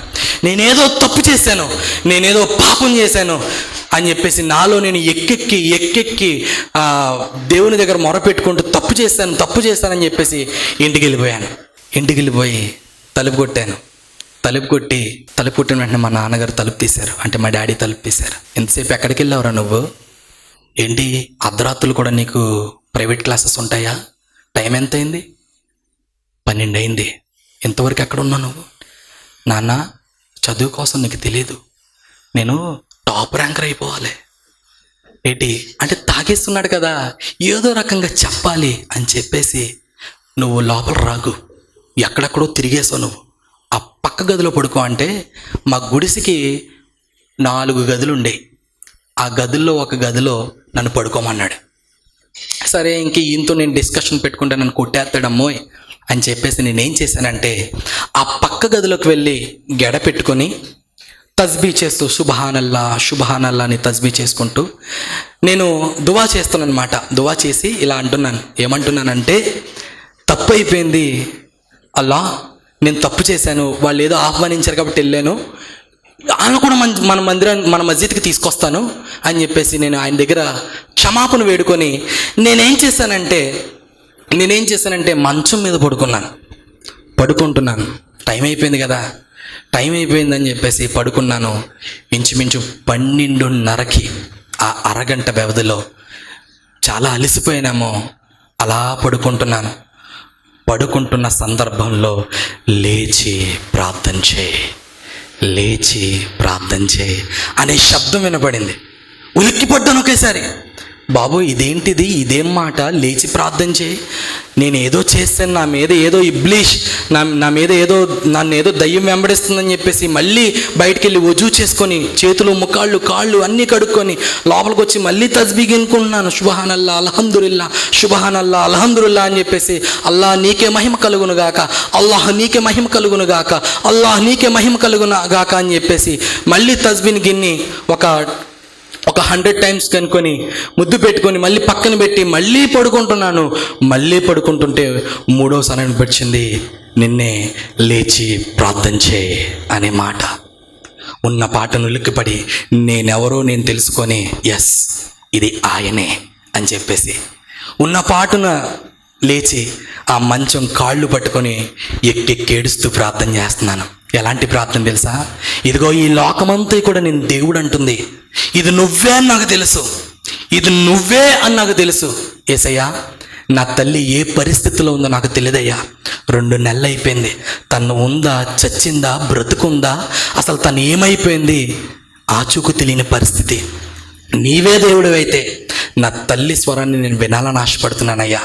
నా తల్లి స్వరాన్ని నువ్వు వినిపిస్తే నీకోసం నేను పనిచేస్తానయ్యా, నీకోసం నేను పరిగెడతానయ్యా అని ఎక్కెక్కి ఏడుస్తూ ఇంచుమించు 3 గంటలు అలాగే ప్రార్థనలో ఉండిపోయాను. ఏడుస్తున్నాను, నాకు వచ్చిరా అని ప్రార్థన చేసేస్తున్నాను. నువ్వు దేవుడు అయితే, నువ్వు నిజ దేవుడు అయితే రేపు 9 గంటలకి నా తల్లి దగ్గర నుంచి ఫోన్ వస్తే నీకోసం పరిగెడతా, నువ్వే దేవుడని నేను అంగీకరిస్తా, నువ్వే మోక్షానికి మార్గమని నా గొంతుతో అనేక మందికి సాక్ష్యం ఇస్తా అని చెప్పేసి ఏడుస్తున్నాను. ఏడ్చి అలాగే మోకాళ్ళు ఉంటూ ఒక 3 గంటలు అయిపోయిన తర్వాత చాలా టైం అయిపోయిందని చెప్పేసి ఇంచుమించు 3:30 4 అయిపోయిందని చెప్పేసి పడుకొని అలాగే ప్రార్థన చేసుకుంటున్నాను. అలా ప్రార్థన చేసుకున్నాను. ఇంచుమించు 5 గంటలకి నేను ఫజర్ నమాజ్కి లెగాలి. ఫజర్ నమాజ్కి లేచి నేను అజా ఇవ్వాలి. ఇంచుమించు తెల్లవారుజామున ఫజర్ నమాజ్ అంటారు. ఆ ఫజర్ నమాజ్కి నేను అల్లాహ్కు ఇవ్వడానికి వెళ్ళాలి, అజా ఇవ్వడానికి వెళ్ళాలి. ఆ టైంలో వెళ్ళకుండా నేను 5:30కి లేచి మెలకు వచ్చింది కదా, ఇంకా నాకు ప్రతిరోజు ప్రొద్దున్నే మెలకు వచ్చేస్తా కదా అని కూర్చొని టైం వైపు చూస్తున్నాను. అలా 6 అయింది, 7 అయింది, 8 అయింది. 8:30కి ఒక పోస్ట్ మ్యాన్ ఇంటికి వచ్చాడు. ఇంటికి వచ్చిన వెంటనే అరే బాబు అని పిలుస్తున్నప్పుడు నేను పరుగుని బయటకు వెళ్ళాను. సార్ ఏంటి సార్ మీరు వచ్చారంటే, ఇదిగో అదేదో ఫోన్ అంట, ఎవరెవరో మాట్లాడుతున్నారంట, మీ అమ్మ అనుకుంటా, ఒకసారి నువ్వు అర్జెంటుగా నువ్వు ఎస్టీడీకి రా అని చెప్పిన వెంటనే నేను ఉన్న పలానా చెప్పులు వేసుకోలేదు, ఏం వేసుకోలేదు, పరుగున ఈ 10 నిమిషాల్లో ఎలా పరిగెట్టానో తెలియదు, అలా పరుగులో కూడా ప్రార్థించడం మొదలుపెట్టాను. ప్రభువా, ఇది మా అమ్మే అంటావా? మా అమ్మే అయితే నీకోసం పనిచేస్తానయ్యా, నీకోసం పరిగెడతానయ్యా, నీ సాక్షిగా వాడబడతానయ్యా అని చెప్పేసి పరుగున 10 నిమిషాల్లో అక్కడ ఉండిపోయాను. 10 నిమిషాల్లో ఉండిపోయాను. ప్రార్థన విలువేంటో చెప్పనా? నేను ఏ టైంకి రావాలన్నాను ఫోను? 9 గంటలకి నా తల్లి దగ్గర నుంచి ఫోన్ వస్తే నీకోసం నేను పరిగెడతానయ్యా అని చెప్పాం కాబట్టి ఆయన కూడా దేవుడని నిరూపించుకోవాలి కాబట్టి 20 నిమిషాలు వెయిట్ చేస్తున్నాను. ఫోన్ వస్తలేదేంటి అని అనుకుంటున్నాను. సర్లే చూద్దాం, ఇది మా అమ్మాయి అంటావా లేకపోతే ఎవరైనా రాంగ్ కాల్ అంటావా అని చెప్పేసి ఇంచుమించు కరెక్ట్గా 9 గంటలకి ఫోన్ రింగ్ అవ్వడం మొదలుపెట్టింది. షేక్ అవుతూ ఫోన్ తీసి హలో అన్న వెంటనే మా అమ్మ స్వరం అండి. ఉన్న పాటున నేను ఉలిక్కిపడ్డి అమ్మా ఏమైందమ్మా, నీకు ఏమైపోయావమ్మా, ఎలాంటి పరిస్థితుల్లో కలిపి ఏమైపోయావు, పిచ్చి కుక్కనైపోయినామా, నువ్వు ఉన్నావా చచ్చావా, ప్రతిరోజు కూడా ఇలా జరుగుతుంది, ఏమైపోయావమ్మా, 2 నుంచి ఫోన్ ఎందుకు బాబా ఖడ్ ఉండు. ఏం లేదు నాన్న, నా తండ్రి చనిపోయిన బాధలో నా బాబాని పిలిచి నన్ను ఎందుకు మీరు ఇక్కడ ఉంచేశారు, నన్ను భారతదేశం పంపించండి, నా కొడుకు అనేవాడు ఒకడు, చిన్న కొడుకు అనేవాడు ఉన్నాడు, వాడిని ఏదో రకంగా మదర్సాలో కానీ ఎక్కడైనా వేసి వచ్చేస్తాను, ఏదో ఒక హాస్టల్లో లేకపోతే నా అక్కలకి అప్పచెప్పి వచ్చేస్తాను, నన్ను ఎలాగైనా ఆ సమాధి దగ్గరికైనా నన్ను వెళ్తానికి, నేను ఎన్ని రోజులు చేసిన పనికి డబ్బులు నాకు ఏమొద్దు, ఏది వద్దు, నన్ను పంపించండి అంటే ఆయన ఉన్న పాటను నన్నే ఎదిరిస్తున్నావేంటి నువ్వు అని చెప్పేసి ఆమె దగ్గర ఉన్న పాస్పోర్ట్ని చింపేసి ఆమె తన భార్య మీద హత్యాయత్నం కేసు పెట్టి జైల్లో పెట్టారంట. ఈ స్టోరీ అంతా చెప్తుంది. అమ్మ ఇప్పుడు నువ్వు ఎక్కడున్నావు, మమ్మల్ని జైల్లో పెడుతున్నావు అన్నావు, నువ్వు ఫోన్ ఎలా మాట్లాడుతున్నావు అంటే ఏమో తెలీదు, రాత్రికి రాత్రే నేను నిర్దోషి అని చెప్పేసి నాకు ఒక పాస్పోర్ట్ ఇచ్చి నన్ను భారతదేశం పంపించేస్తున్నాను అన్న అని చెప్పేసి హల్లెలూయా. షాక్ అయిపోయింది నేను. ఎలా అమ్మా ఏంటమ్మా అంటే బా బా కడే ఎందుకు కంగారు పడుతున్నావు అంటే, నేను భారతదేశం వచ్చేస్తున్నాను, నన్ను నిర్దోష అని చెప్పారు, నేను ఏ తప్పు చేయలేదని నిర్దోష అని కువైట్ గవర్నమెంట్ చెప్పింది. నాకు ఒక పాస్పోర్ట్, ఎమర్జెన్సీ పాస్పోర్ట్ అది ఇచ్చి నన్ను భారతదేశం పంపించేస్తున్నారు. నన్ను నువ్వు పికప్ చేసుకోవడానికి, రిసీవ్ చేసుకోవడానికి నీకు తెలియదు కాబట్టి రాజమండ్రి రైల్వే స్టేషన్ నేనే వచ్చేస్తాను అని చెప్పేసి ఆమె చెప్పింది. ఎన్ని రోజులు వస్తామంటే, పడద్దు నాన్న కానీ కన్ఫామ్గా వస్తాను, వచ్చే ముందు నీకు ఫోన్ చేస్తానంది. ఈ గ్యాప్లో నేను ఏం చేశానంటే, అలా ఫోన్ పెట్టి ఎక్కెక్కి ఏడుస్తూ నా నెత్తి మీద ఉన్న టోపీని పక్కన పెట్టాను. పక్కన పెట్టి నా స్నేహితుడికి ఫోన్ చేసి, ఏ స్నేహితుడిని అయితే నేను అసహించుకునేవాడినో నా స్కూల్ క్లాస్మేట్లో, అదే స్నేహితుడికి ఫోన్ చేసి, నీ దగ్గర బైబిల్ ఉంటే నాకు ఇవ్వరా అని చెప్పాను. ఈ వ్యవధిలో మళ్ళీ బైబిల్ పట్టుకొని ఎక్కడికైనా వెళ్తే తేడాలు వచ్చేస్తాయి, ఏదో ఒక ఇబ్బంది పెడతారని నేనేం చేసేవానంటే, బైబిల్ని చదువుతూ బైబిల్ని పక్కన పెట్టి మళ్ళీ పక్కన పెట్టిన టోపీని బలవంతంగా నెత్తి మీద పెట్టుకొని మసీదులోకి వెళ్ళి అల్లాహు అక్బర్ అని అన్న నోరు, దేవా నీకే స్తోత్రమయ్యా అని నమాజు చేసేవాడిని. నా ఎదురుగా ఉన్న ఇమాం అల్లాహు అక్బర్ అని చెప్పినప్పుడు, దేవా నీకే స్తోత్రం, నా పక్కన ఉన్నవాడు కూడా నిన్ను నమ్మాలయ్యా అని ప్రార్థన చేసేవాడిని. చప్పట్లు కొడదాలి. నమాజు చేస్తున్నప్పుడు కూడా వారు ఎలా చేస్తున్నారో వాడిని బట్టి నేను ఎలా అయితే చేస్తున్నానో, ఈ పక్కనున్న ఆమె అన్నవాడు కూడా, వాడు కూడా నశించిపోకూడదు ప్రభా, నువ్వు వాడు ఖచ్చితంగా ఏ విధము చేతనైనా నా పక్కనున్నవాడు కూడా రక్షణ పొందాలి అని చెప్పేసి ప్రార్థన చేసేవాడిని. చాలా బలవంతంగా ప్రార్థన చేసేవాడిని. ఎందుకోసం అని అంటే, నేను ఒక్కన్న పాటును బైబిల్ తీసేస్తే వీళ్ళందరూ కూడా ఇబ్బంది పెడతారు, మేము ఉన్నది కూడా ఒక స్థలం, మస్జిద్ స్థలం అని చెప్పేసి నేను ఏమాత్రం కూడా సందేహపడకుండా నేను ఏం చేసేవాడిని అంటే, మా అమ్మ రాక కొరకు ఎదురు చూస్తున్నాను. ఆ నెలలో మా అమ్మ రాక వచ్చింది. వచ్చిన వెంటనే కొడుగ్గా ఏం చేస్తానండి, జరిగిన స్టోరీ అంతా కూడా, అమ్మా ఇసా హువా, ఏ హువా అమ్మ అని చెప్పేసి చెప్తారా చెప్పరా. నేను అలాగే మా అమ్మగారిని కూర్చోబెట్టి కౌగిలించుకొని ముద్దు పెట్టుకొని, నాకున్న ప్రేమ ఎంత ప్రేమ అయితే మిస్ అయ్యానో ఆ ప్రేమ అంతా కూడా తన మీద చూపించి ముద్దు పెట్టుకొని, అమ్మా ఆ రాత్రి ఇలా జరిగిందమ్మా అని చెప్పిన వెంటనే, మీరు చెప్తే నమ్మరు, ఉన్న పాటు నా మీద ప్రేమ చూపించిన తల్లి ఒకేసారి ఏమన్నా తెలుసా, క్యా బాత్ కర్తా హై రే తూ, ఏం మాట్లాడుతున్నారా తూ, పిచ్చేమన్నా పట్టుకుందా నీకు, దయ్యం ఏమన్నా పట్టుకుందా, मेरा बावा कौन मालूम, मेरा अब्बा जान कौन मालूम, मस्जिद को इमाम रे, तू भी इमाम होना, तू क्या रे यीशु मसीहा का तो है क्या रे, वो यीशु मसीहा हमारा पैगंबर, वो नबी है, वो हमारा पैगंबर है, ऐसा मत बोल, నువ్వు అలాంటి దానికి వెళ్ళకు. నా తండ్రి ఏమో ఒక మస్జిద్కి ప్రీస్ట్ అయి ఉండి ఎంతో పేరు ప్రఖ్యాతులు సంపాదించుకొని, ఆ తర్వాత నువ్వు కూడా ప్రీస్ట్ అవ్వాలని అనుకుని నేను ఆశపడుతుంటే, నువ్వేంట్రా యేసయ్య దేవుడు అంటున్నావేంట్రా అని చెప్పేసి నా మీద భయంకరమైన కోపతాపాలు కాదమ్మా అని కన్వెన్స్ చేస్తాను. మూచ్ నోరు ముయ్ అని అందే. అప్పుడు అన్న మాట ఏంటి తెలుసా, అమ్మా నా నోరు మాత్రం నేను ముయ్యను, నిన్నైనా విడిచిపెడతాను కానీ నేను అప్పగించిన దేవుని మాత్రం నేను విడిచిపెట్టినాను. ఆ దినము నుండి ఈ దినము వరకు యేసు కోసం బ్రతుకుతున్నానండి. హల్లెలూయా. తనతో అనేసాను, ఇంకా అమ్మా నిన్నైనా విడిచిపెట్టేస్తా కానీ నిన్ను అప్పగించిన దేవుడు నడుచుసా, ఆ సృష్టికర్త అయిన దేవుణ్ణి యేసయ్యను మాత్రం నేను విడిచిపెట్టను, ఆయన కొరకు పరిగెడతా, ఆయన కొరకు సాక్షిగా వాడబడతా అని ఆ దినము నుండి ఈ దినం వరకు యేసు కోసం పరిగెట్టడం మొదలుపెట్టాను. హల్లెలూయా, హల్లెలూయా. యథార్థంగా చెప్తున్నాను, ఇదే మోకాళ్ళతో నా తల్లిని రప్పిస్తే, ఇదే మోకాళ్ళతో భయంకరమైన డ్రంకిస్ట్గా ఉన్న నా తండ్రి కూడా మారిపోయాడండి. కుటుంబ బాధ్యతను అర్థం చేసుకున్నాడు. ఎంత ప్రేమించానంటే, నన్ను ఎంతైతే ప్రేమించారో వాళ్ళు అంత ద్వేషించుకోవడం మొదలుపెట్టారు. ఓ అని చెప్పేసి, నువ్వు పో, బయటికి పో, మా దగ్గర చూపించుకో, నువ్వు ఊళ్ళో చర్చికి వెళ్ళకరా బాబు, నీకు దండం అని చెప్తే, అమ్మా నీ మీద ఏ మాట రానివ్వనమ్మా, అసలు నిన్నేమన్నా, అరే నువ్వు ఏం చేసినా మనల్ని వెలేస్తారా, కనీసం చచ్చిపోయిన తర్వాత స్థలం కూడా ఇవ్వరా, నువ్వేం చేస్తున్నావు అమ్మా, దొంగ చాటుకైనా సరే దేవుని స్తుతిస్తా, దొంగ చాటుకైనా ప్రభు కొరకు కష్టపడతా, దొంగ చాటుగా అయినా సరే క్రీస్తు కొరకు చచ్చిపోతా, నిన్ను మాత్రం నేను బయటికి రాను, కానీ చచ్చిపోయే లోపల కూడా నువ్వు కూడా క్రీస్తుని నమ్మాలి, ఆయన మాత్రమే మోక్షానికి మార్గం అని చెప్పాను. చెప్పినప్పుడు చర్చికి వెళ్ళాలి నేను, ఏదో రకంగా చర్చికి వెళ్ళాలి. సరే ఊళ్ళో చర్చికి వెళ్తే ఎవడొకడు చూస్తాడు, ఎవడొకడు ఇబ్బంది పెడతాడని చెప్పేసి ఒక బైబిల్ని, చిన్న బైబిల్ని న్యూస్ పేపర్లో మడత పెట్టుకొని ఆర్టీసీ కాంప్లెక్స్ దగ్గర బస్సు ఎక్కి, మళ్ళీ బస్సులో ఎవడైనా చూస్తే ఈడు మళ్ళీ కన్ఫామ్గా ఏంట్రా ఇది క్యావరే అని చిన్న మొక్కని చింపి చూస్తారు కదా మనోళ్ళు, వెంటనే మళ్ళీ ఈడెక్కడ అడుగుతాడు అని చెప్పేసి ఆ బైబిల్ని ఒక పురుకొస్తాడుతో కట్టేసి ప్యాంటు లోపలికి పెట్టుకొని రాజమండ్రి ఒక చర్చికి వచ్చి ఆ చర్చిలో వాక్యం విని, అదే చర్చిలో మళ్ళీ కిందకు వచ్చి ఆ న్యూస్ పేపర్ని, బైబిల్ని ఆ న్యూస్ పేపర్లో మడత పెట్టుకుని పురుకోస కట్టుకొని ప్యాంటు లోపల పెట్టి మళ్ళీ దేవుని సన్నిధికి మళ్ళీ ఇంటికి వచ్చిన రోజులు ఉన్నాయి.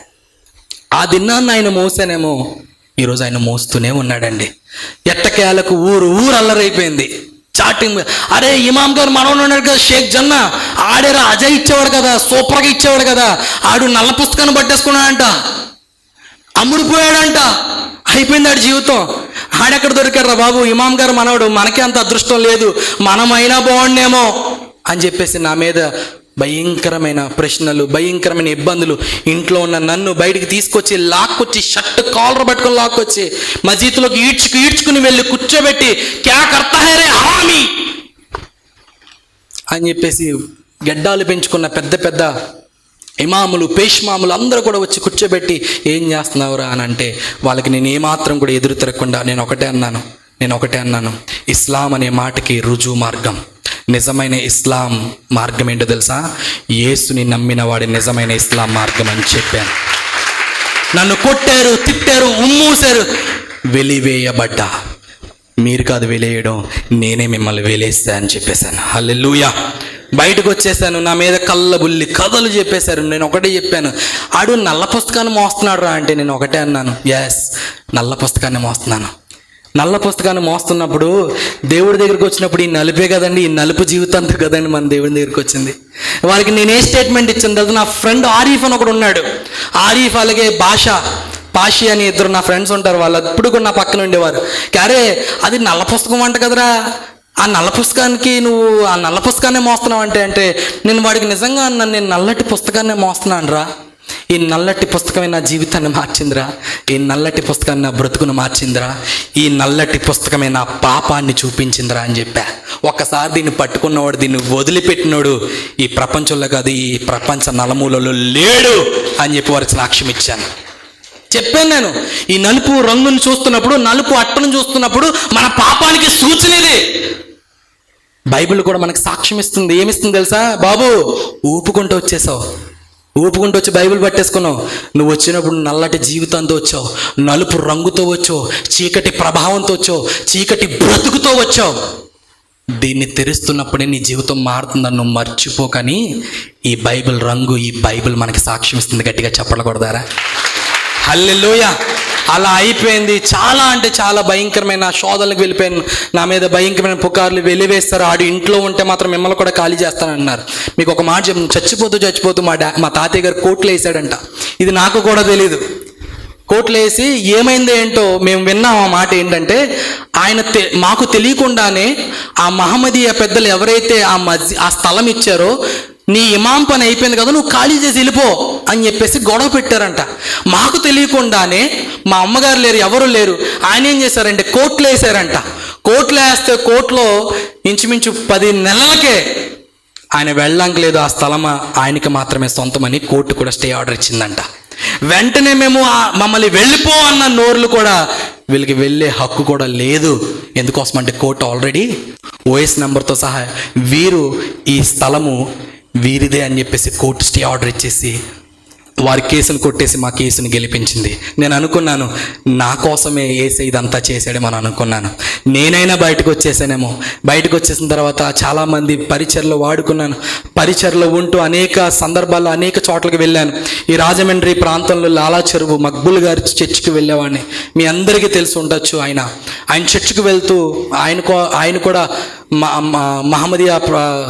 మహమ్మదీయుల నుంచి వచ్చాడు కదా, ఆయన దగ్గరికి వెళ్తే ఏదో 4 మాటలు నేర్చుకుందాం, నేను కూడా ప్రభు కొరకు పనిచేద్దామని చెప్పేసి వెళ్తూ నాకు ఆయన బట్టి మరి వారి యొక్క బామ్మది గారి అమ్మాయికి నాకు ఇచ్చి వివాహం చేయడం జరిగింది. నేను మా అమ్మ దగ్గరికి వెళ్ళాను. అమ్మా మరి నేను పెళ్లి చేసుకుంటాను. ఏం పెళ్ళి? అదే అమ్మా పెళ్ళి. అది ఏం పెళ్ళి? ఆ, మన భాషలో అయితే నిఖామా, నా భాషలో అయితే క్రిస్టియన్ మ్యారేజ్. క్రిస్టియన్ మ్యారేజ్ అమ్మా, తూ కర్లేజా, నువ్వు చేసేసుకో, నీకు తల్లొద్దు, తండ్రి వద్దు, బంధువులు వద్దు, ఎవరొద్దు అంటే, అమ్మా వాళ్ళు ఎవరొద్దమ్మా, నువ్వు నాన్న ఉంటే చాలు, నువ్వు వచ్చేస్తావు, నువ్వు వస్తావా రావా, పెళ్లి చేస్తావా చేయవా అంటే. యథార్థంగా చెప్తున్నాను, మా అమ్మగారు ఒప్పుకోలేదండి. ఎందుకోసం అంటే చుట్టుపక్కల ఉన్న వాళ్ళందరూ కూడా మా అమ్మని ఇబ్బంది పెట్టారు. ఇంకా ఆడే నమ్మేడన్నావు, నువ్వేం పెళ్లి చేయడానికి సిద్ధమవుతున్నావు అంటే మళ్ళీ నా మోకాళ్ళకి పదును పెట్టాను. ప్రార్థన చేశాను, ప్రభువా నాకు బంధువులు వద్దు, నాకు స్నేహితులు వద్దు, నువ్వు నా తల్లి నా తండ్రి ఉంటే చాలయ్యా, నా తల్లి హృదయాన్ని ఎలాగైనా మార్చి నా తల్లిని ఒప్పింపజేయ ప్రభువా, ఒప్పింపు ఆత్మ. రాత్రి అన్నే చెప్పారు. కొంతమందిని ఒక్కొక్కసారి మనం ప్రార్థన చేస్తున్నప్పుడంట ఒప్పింపు చేసే ఆత్మ వారిలో పనిచేస్తుందంట. మా అమ్మగారు ఏమైందో ఏంటో తెలుసా, నాకు దగ్గరికి వచ్చి, అరే బేటా నువ్వు బాధపడ్డం నాకు ఇష్టం లేదు, సరే పెళ్లి చేసేస్తానులే, మరి ఊర్లో మాత్రం చేయనంటే, తూ క్యాబిన్ ఒక్క మత్తు ఖడ్ అంటే నేను ఇప్పుడు నేనేమీ లేదా, అయిపోయిందా పక్కన పెట్టేసామంటే, అలా కాదమ్మా నువ్వు పక్కన ఉండొచ్చమ్మా అని చెప్పాను. చెప్పిన తర్వాత ఎఫీఫానియా లూథరన్ చర్చ్లో ఘనముగా నా పెళ్ళి జరిగింది. హల్లెలూయా, హల్లెలూయా. ఎటువంటి గొడవలు లేకుండా అద్భుతంగా పెళ్ళయింది. సరే పెళ్ళయిన తర్వాత ఎలాగే ఈడు మహమ్మదులోకి వచ్చేస్తాడు అని చెప్పేసి ఇంచుమించు ఒక 25 మంది మహమ్మదీయ పెద్దలతో నా ఇంటికి వచ్చారు. ఫస్ట్ రోజు నా వైఫ్ పక్కనే ఉంది, ఆమె పేరు దివ్య ఉంది కదా అని చెప్పేసి కూర్చోబెట్టి అస్సలాము అలైకుం భాయ్ అని చెప్పా. వాలికు అస్సలాం రహమతుల్లాహి వబర్కాతు అని చెప్పారు. వచ్చి అరే ఇన్ని రోజులు ఏదో జరిగింది అయిపోయింది కదా, పెళ్ళి అయింది కదా, ఇంకా పెళ్ళి ఏదో చేసుకున్నాం, మజీద్కి వచ్చాయి అని అంటే, రాను సార్ అన్నాను. మజీద్కి రానంటావేంట్రా, మరి పెళ్లి చేసుకున్నావు, మరి ఇక్కడ ఉండడానికి నీకు స్థలం లేదు, చోటు లేదంటే వెళ్ళిపోతాను సార్ అని చెప్పాను. పోన్లే పెళ్ళి అయితే చేసుకున్నావు, మజీద్కు రానంటున్నావు కదా, మా మజీద్ మీద నీకు కోపం ఉంది కదా, పోనీ ఎక్కడికైనా మజీద్కి వెళ్ళు, మీ భార్య పేరు దివ్య అంట కదా, అదేం దివ్యరా, తక్కువ వాళ్ళ పేరు, తక్కువ జాతి వాళ్ళ పేర్లు మనకు వద్దురా, తీసే పేరు దాయిషా అని పెట్టా అన్నారు. ఏంటి బాబు దీక్ష అని పెట్టనా, నేను ఏ దీక్షలు ఏ దాయిషాలు నేను పెట్టను అని చెప్పా. చెప్పిన వెంటనే వాళ్ళు ఆమె సీరియస్ అయిపోతున్నారు. మా అమ్మ నన్ను పక్క నుండి గిల్లేస్తుంది, గిచ్చేస్తుంది, అరే ఒప్పుకోరా తుఖడ అని. దేవుడిచ్చిన జ్ఞానం ఎంతో అమోఘం అండి. ఆ టైంలో దేవుడేవో ఆడుకుంటాడు మన్ని. హల్లెలూయా. కూర్చోబెట్టాను, ఆవు బాయ్ బయట బాయ్ అని చెప్పేసి వాళ్ళందరికీ థమ్సప్ ఇచ్చేసి కూర్చోబెట్టి, ఏంటి సార్ నా భార్య పేరు దివ్య అని పేరు మీకు అడ్డొస్తున్నా? అఫ్ కోర్స్ ఎస్ రా, ఓ నికాల్ దాయిషకు రఖలే అని అంటే, నేను అన్నాను సార్ నా భార్య పేరు తీసేయాలంటే మొదటిగా మీరు ఒక అక్షరం తీసేయాలి సార్ అని చెప్పా. ఏం అక్షరం, పిచ్చ మాటలు మాట్లాడుతామంటే, ఎస్ సార్ దివ్య అనే పేరు నేను తీసేయాలంటే మీరు పాటించే ఒక అక్షరం ఉంది, అది తీసేయాలని అన్నాను. వాళ్ళందరికీ బొలు బెలగలే.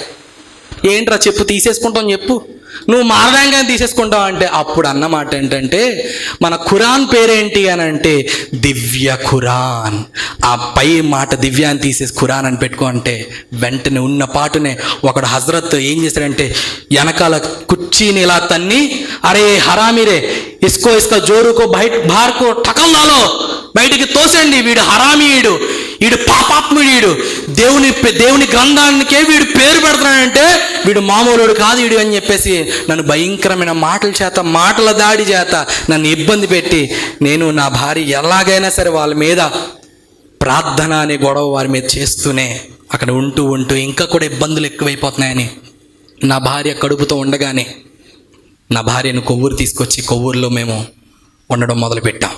అక్కడి నుంచి ప్రారంభమైంది మా సేవ. మేము ఒకటే ప్రార్థన చేస్తాం, నాకంటూ ఎవరు లేరు ప్రభు అంటే, కేశవరం అనే ప్రాంతంలో ఇంచుమించు 85 మంది విశ్వాసాన్ని బిడ్డలుగా ఇచ్చాడు. గట్టిగా చెప్పగలరా? హల్లెలూయా. ఆ 85 మందిని కూడా ఆ 85 మందికి కూడా సువార్త ప్రకటిస్తూ సేవ చేసుకున్న జీవితం ఇది. ప్రతి ఒక్కరు అంటూ ఉంటారు.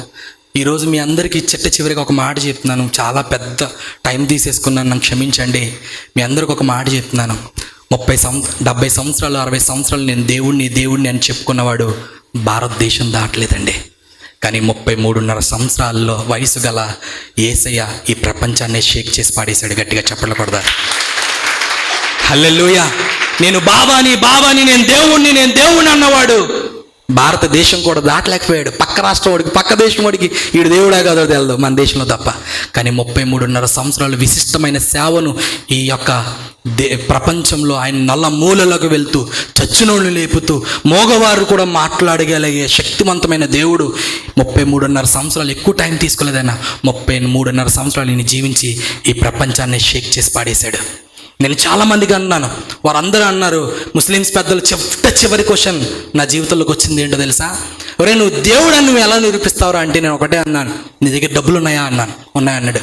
నా దగ్గర కూడా అప్పులు చేసుకొని మనం అమెరికా పోదాం, లండన్ పోదాం, ఆస్ట్రేలియా పోదాం, అంతెందుకు భారతదేశం పక్క రాష్ట్రం తెలంగాణ పోదాం, అన్ని దేశాలు అన్ని రాష్ట్రాలు తిరిగేద్దాం, అన్ని రాష్ట్రాల్లో అన్ని దేశాల్లో ఉన్న సమాధులన్నీ తిరిగేద్దాం. కానీ తెరవబడిన సమాధి ఏదైనా ఉంది అంటే అది నజరేయుడైన యేసు క్రీస్తు వారి సమాధి అని చెప్పి బయటకు వచ్చేసానండి. హల్లెలూయా! ఇంతకంటే గొప్ప ధన్యత, ఇంతకంటే గొప్ప ఆధిక్యత మనకి ఏదైనా ఉందా? ఇదే అండి రుజువు మార్గం, ఇదే అండి సత్యమైన మార్గం అని వారందరికీ చెప్పి, ఏ నోరు అయితే అల్లాహు దేవుడు గొప్పోడు అందో అదే నోరు ఈరోజు యేసు మాత్రమే దేవుడు అని చెప్పగలుగుతున్నాను. హల్లెలూయా! హల్లెలూయా! పరలోకం పోవాలంటే యేసే ఉండాలి, నరకం నుండి తప్పింపబడాలంటే మనకి ఎవరు ఉండాలి? యేసే ఉండాలి. ఆయన లేకపోతే నరకమే గతి. నాకు దేవుడు ఇచ్చిన బహుమానాలు 2. దాంట్లో నా పెద్ద కుమార్తె పేరు షారా హేనా. ఆమె యొక్క నా కోరిక ఏంటంటే, ఏ కాల్ రెగ్యులేటర్స్ అయితే ఇస్లాం దేశాలు 26 దేశాల్లో ఇస్లాం దేశాలు అన్న ఈ నోరు నా కుమార్తెను అరబిక్ నేర్పిస్తూ ఆమెని అరబ్ దేశాల్లో ఒక సువార్థికురాలిగా పంపాలనే ఆశతో తన్ని రెడీ చేస్తున్నాను, ఒక సైనికురాలు వాళ్ళు. హల్లెలూయా! హల్లెలూయా! ఎందుకోసం నేనైనా చేయలేదు. ఈ కాలర్ నేను ఆయనకు అల్లాహ్ దేవుడి కోసం ఎగరేస్తే నా బిడ్డ, నా షారాహేనా, నా కుమార్తె అరబ్ దేశాల్లో వాక్యం అందిస్తూ అనేక మందికి నశించిపోతున్న వారిని రక్షించే పాత్రగా ఆమె వాక్యం చెప్తున్నప్పుడు అప్పుడు ఎగరేయాలండి నేను కాలర్. అదే నా ఆశ. ఈరోజు ఇక్కడ ఉన్న మనందరం కూడా మహమ్మదియా కుటుంబంలోంచి వచ్చాడు, ఏదో సాక్ష్యం చెప్తున్నాడని నేను గొప్పోడని చెప్తలేదు. కానీ పుట్టుక క్రైస్తవులు అయితే ఉన్నారు, ఇక్కడ పుట్టుక క్రైస్తవులు ఉన్నారు. నాకంటే గొప్పవాళ్ళు మీరే. పుట్టుకతోనే యేసంటే ఎవరో తెలిసిన వాళ్ళు ఉన్నారు. ఈరోజు నేను సేవ చేసేది ఎంతైతే పుట్టిన వెంటనే క్రీస్తుని ఎరిగిన మీరు విశిష్టమైన సేవను ఈ భారతదేశం అంతటిని కూడా అందించాలి. హల్లెలూయా! హల్లెలూయా! 2019, 2020, 2021 మనం జ్ఞాపకం చేసుకుంటే పిట్టలు రాలిపోయినట్లుగా రాలిపోయారు. చెట్టుకొకడని, పుట్టకొకడని, అమ్మ నాన్నను కోల్పోయిన తల్లిదండ్రులు, బిడ్డలను కోల్పోయిన తల్లిదండ్రులు, తల్లిదండ్రులు కోల్పోయిన బిడ్డలు, పిట్టలు రాలిపోయినట్లుగా రాలిపోయారు. వారందరూ కూడా చనిపోయారు. ఈరోజు మనం బ్రతుకున్నాం.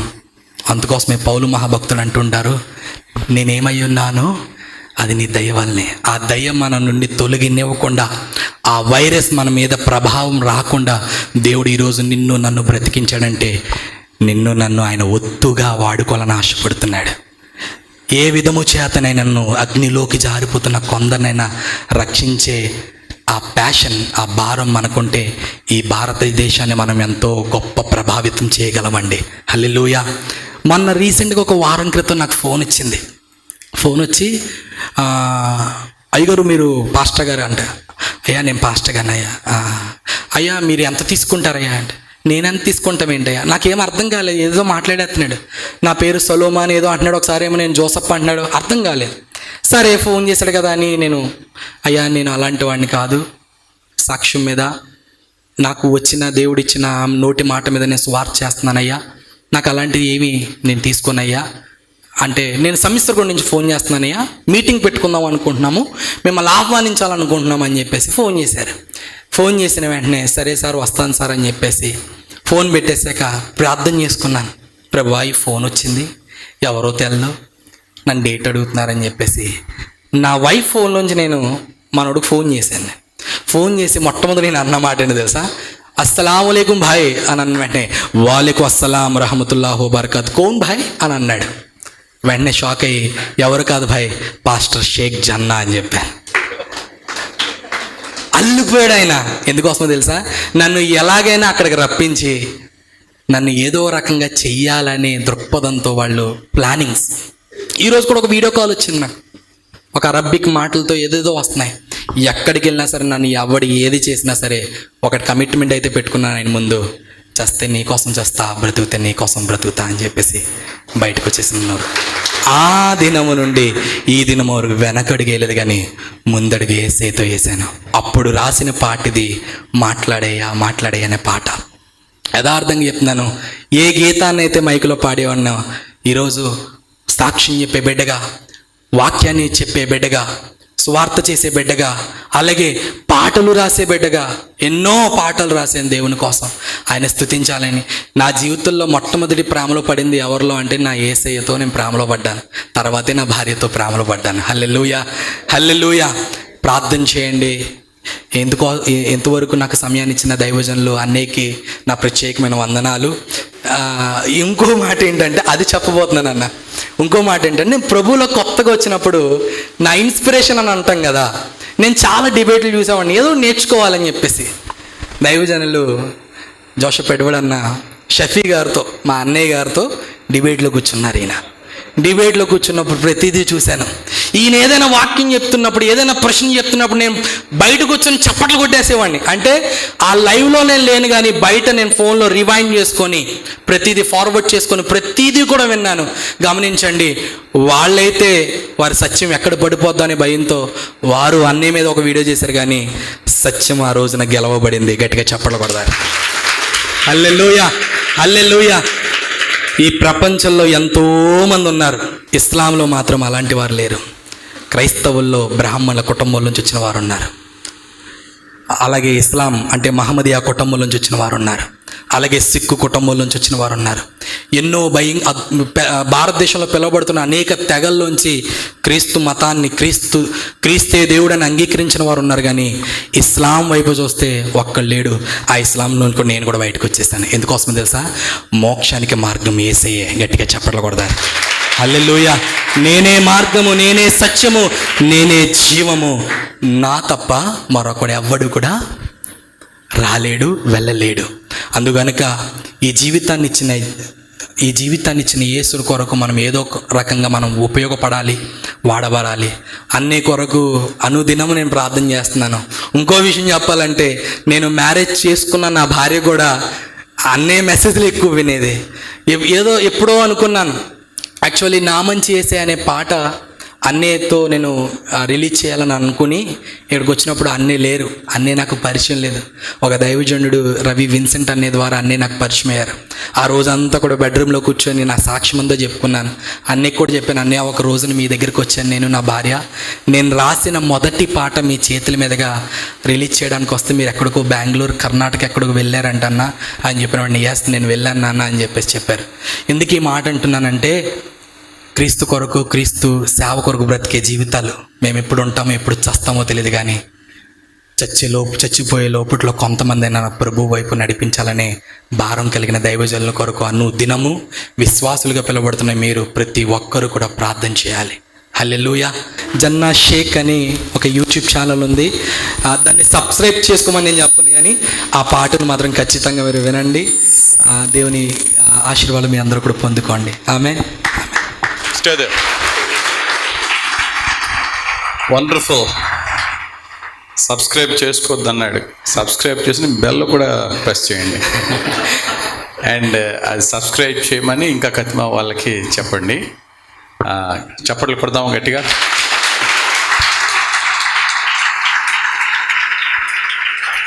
వండర్ఫుల్. చాలా చక్కటి సాక్ష్యాన్ని మనం విన్నాం. మరి with your permission, shall I upload this in our channel, YouTube channel? Confirm. YouTube channel మన Joseph Edwards YouTube channel upload చేసి దీన్ని ఇంకా తన సాక్ష్యం ఇంకా అనేక చోట్లకి వెళ్ళాలి, అన్ని వేల మందికి రీచ్ అవ్వాలి. అనేక చోట్ల తన సాక్షిగా షేక్ జన్నా దేవునికి మహిమార్థంగా అనేక వేదికలు ఎక్కాలి, అనేక మందిని, వేల మంది, లక్షల మందిని ప్రభువులో నడిపించాలి. యేసు ప్రభువు బోధించిన వాక్యమును విని యేసును వెంబడించిన వారి సంఖ్య కంటే చనిపోయిన లాజర్ను చూసి యేసును వెంబడించిన వారి సంఖ్య ఎక్కువట. అంటే వాక్యం కన్నా సాక్ష్యం అనేకలను తీసుకొస్తుంది, కానీ రక్షించేది వాక్యమే, కానీ ప్రభువులో నడిపించేది మాత్రం సాక్ష్యం. కాబట్టి చాలా అద్భుతమైన సాక్ష్యాన్ని మనం విన్నాం. మరి ఒక అన్య మతంలో పుట్టి ప్రభువు కొరకు అంత ధైర్యంగా నిలబడ్డం అంటే ఎంతో కష్టం. మనలో కూడా మరి అన్య మతంలో పుట్టి ప్రభువులోకి వచ్చిన వారు ఇక్కడ చాలామంది ఉన్నారు. మరి ముఖ్యంగా ఇస్లాంలో నుండి క్రిస్టియానిటీలోనికి రావడం అనేది చాలా చాలా చాలా టఫ్. ఎందుకంటే సాధారణంగా క్రిస్టియానిటీలో నుండి వేరే మతానికి వెళ్ళినా, లేక హిందూ మతంలోంచి వేరే మతానికి వెళ్ళినా బాధపడతాం. ఇంకెక్కువ కోపం వస్తే మాట్లాడడం మానేస్తాం. మరి ఇక్కడ అలా కాదు. నాకు చెప్పాడు జన్న, నేను ఫస్ట్ టైం నా ఫ్రెండ్, మా ఇద్దరికి కామన్గా ఉన్న ఫ్రెండ్ అయిన రవి విన్సెంట్ గారి ద్వారా నేను పరిచయం అయినప్పుడు తను చూసి మామూలుగా హలో అని నేను జోసెఫ్ ఎడ్వర్డ్స్ అని పరిచయం చేసుకుంటే, అన్న మీరు నాకు తెలుసు అన్న, నీ పేరు ఏంటంటే షేక్ జన్నా. షేక్ జన్నా అని అక్కడే ఒక పాజ్. ఏంటి బాబు ఏం చేస్తా అంటే పాస్టర్ అన్నాను. మళ్ళీ పాస్టరా? షేక్ జన్నా ఏంటి, పాస్టర్ ఏంటి? సరేరా అని చెప్పి లోపల కూర్చోబెట్టి, ఏంటి నీ కథ ఏంటి చెప్పన్న. అసలు డైరెక్ట్గా మొత్తం అంతా కాదు, డైరెక్ట్గా పాయింట్, యేసు ప్రభులోకి ఎలా వచ్చావు ఏంటి అని ఫాస్ట్ నేను క్వశ్చన్స్ అడిగి ఆన్సర్స్ అలా అడిగినప్పుడు చెప్పాడు, అన్న చాలా పేద కుటుంబం అన్న, ఆ కుటుంబం నుంచి ప్రభు నన్ను ఆత్మీయంగా రక్షించడమే కాదు ఆర్థికంగా రక్షించాడన్నా అని ఇలాగా చెప్పినప్పుడు, మెకానిక్ షెడ్లో ప్యాచ్లు వేసుకునేవాడువా? ఆ కారు నీదేనా వచ్చిన కారు అన్నా. నాదేనన్నా అన్నాడు. 16 లక్షల 18 లక్షల కారు వేసుకొచ్చాడు. 18 లక్షల కారు వేసుకొచ్చావు. 18 లక్షల కారు వేసుకుని వచ్చి మెకానిక్ షెడ్లో ప్యాచ్లు వేసుకుంటున్నావా? అది ఏంటి ఆ స్టోరీ చెప్పన్నా. అది ఇంకా టెస్టిమనీ లాంగ్ అయిపోయిందని అది చెప్పలేదు. ఇంట్లోంచి వెళ్ళగొట్టేసిన వెంటనే విజయవాడలో అక్కడెక్కడ సేవ చేస్తూ ఉన్నాడు. విజయవాడలో ఒక పెద్ద పాస్టర్ గారు ఒక పెద్ద చర్చ్ కట్టడానికి ఒక స్థలం చూస్తూ ఉంటున్నప్పుడు తను అడిగాడట. పరిచయం అయిన తర్వాత, బాబు నువ్వు కూడా ఏమైనా చూడు, ఎక్కడన్నా నాకు నచ్చిన స్థలం చూసి పెట్టు, ఇన్ని ఎకరాలు కావాలంటే. చాలామంది రియల్ ఎస్టేట్ వాళ్ళు చూసినా వాళ్ళు 1% 2% అడుగుతారు కదా, బ్రోకర్ ఛార్జెస్ ఇచ్చేయాలి. సో వాళ్ళు చూపించిన స్థలం కన్నా జన్నా చూపించిన స్థలం ఆయనకి బాగా నచ్చిందట. ఆయన ఏం చేశాడు, ఇది నాకు నచ్చింది, నువ్వు నాకు ఇది చూపించావు కాబట్టి ఆ బ్రోకర్కి ఇచ్చేది నేను నీకు ఇచ్చేస్తాను, నీ దగ్గర ఎందుకు దాచుకోవాలి, నువ్వు దైవ సేవకుడు కదా. ఎంత పర్సెంట్ ఇచ్చాడు? చాలా ఇచ్చాడు సార్, చాలా ఇచ్చాడు. ఇవ్వాల్సిన దానికన్నా చాలా ఎక్కువ ఇచ్చాడు గిఫ్ట్. ఇంకా ఇస్తూనే ఉన్నాడు ఆయన. అలా ఆ విధంగా ఆయన ఒక లంసం మనీ ఇవ్వడం, ఆ తర్వాత ఆ డబ్బు మరలా రియల్ ఎస్టేట్ తన కూడా దాన్ని మల్టిప్లై చేయడం. ఒకసారి ఒక రిచ్ మ్యాన్ కో పాసెంజర్ కలిసి ప్రయాణం చేస్తున్నప్పుడు, బాబు నీ పేరు ఏంటంటే ఇలా చెప్పాడట, షేక్ జన్నా. ఏం చేస్తాడంటే పాస్టర్. అందరి దగ్గర అక్కడే స్టాప్ అయిపోద్ది. షేక్ జన్నా పాస్టర్. మార్చుకోమన్నారు సార్, అది కూడా పేరు మార్చుకోవద్దు, అలాగే ఉండాలి. షేక్ జన్నా ఉండాలి, పాస్టర్ అని చెప్పాలి. అప్పుడు నువ్వు చెప్పక్కర్లేదు గాస్పెల్ హౌ కమ్ అని వాళ్ళు అడుగుతారు. నేను నా ఇంట్లో నా రూమ్లో కూర్చోబెట్టి ఎలాగ అడిగాను అసలు ఏంటి అని చెప్పి ఆయన అన్నాడు. అప్పుడు చెప్పాడట హౌ హీ బికేమ్ క్రిస్టియన్ అని. ఆయన మల్టీ మిలినియర్, తనకు తెలీదు, మామూలుగా అడిగాడు. బాగానే ఉంది. నెలకి వచ్చిన ఆయన ఇన్కంలో డబ్బున్న వ్యక్తి, నా దశంభాగం నీకు పంపిస్తాను అన్నాడట. ఆ దశంభాగం నెలకి 50,000 దశంభాగం పంపుతున్నాడట. ఆయన దశంభాగం ఒక అమౌంట్లో దశంభాగం నెలకి 50,000. దేవుడు ఎలాగన్నా పోషిస్తాడు. ఆయన బైక్ షాపుల్లో ప్యాచీలు వేసుకునే వ్యక్తి ఏంటి, ప్రభువుని నమ్ముకోవడం ఏంటి, ఇంట్లోంచి వెలివేయబడ్డం ఏంటి, అమ్మకి ఇచ్చిన ఛాలెంజ్, నీ కోసం ఇన్ని రోజులు ఏడ్చాను, ప్రార్థన చేశాను, నా ప్రార్థన నేను తీసుకొచ్చిన తర్వాత నీవు యేసు ప్రభుని కాదంటే, నేను యేసు ప్రభు నేను విడిచిపెట్టే అని మాట నువ్వంటే, అవసరమైతే నిన్నన్నా వదిలేస్తాను కానీ నిన్ను నా యొద్దకు తీసుకొచ్చిన యేసు ప్రభుని మాత్రం నేను వదలనమ్మా. అంత నమ్మకంగా యేసు ప్రభుని పట్టుకున్నాడు. కాబట్టి చిన్న వయసులో, ఇప్పటికి ఎంతమ్మా ఏజ్ నీది? 26. నౌ హీఈస్ 26 ఇయర్స్ ఏజ్లో దేవుడు ఇతని ద్వారా ఒక సంఘాన్ని ప్రారంభించి 86 మందిని 85 మంది 85 మందిని ప్రభువులో నడిపించి ఒక సంఘాన్ని స్థాపించి రెండో సంఘం కూడా ఇంకో రెండో సంఘాన్ని కూడా ప్రారంభించి అనేక చోట్ల ఎవాంజలిస్ట్గా వెళుతూ దేవుని సేవలో విత్ ఇన్ 26 ఇయర్స్లో దేవుడు ఎంతగా దేవుడు దీవించాడు. ఆయన నమ్ముకున్న వారిని ఆయన విడిచిపెట్టే దేవుడు కాడు. ఆమేన్. మనల్ని ఎవడు పిలిచాడో ఆయన నమ్మదగిన దేవుడు. ఆయన మనల్ని విడిచిపెట్టాడు, తలగానే చేస్తాడు కానీ తోకగా చేయడు.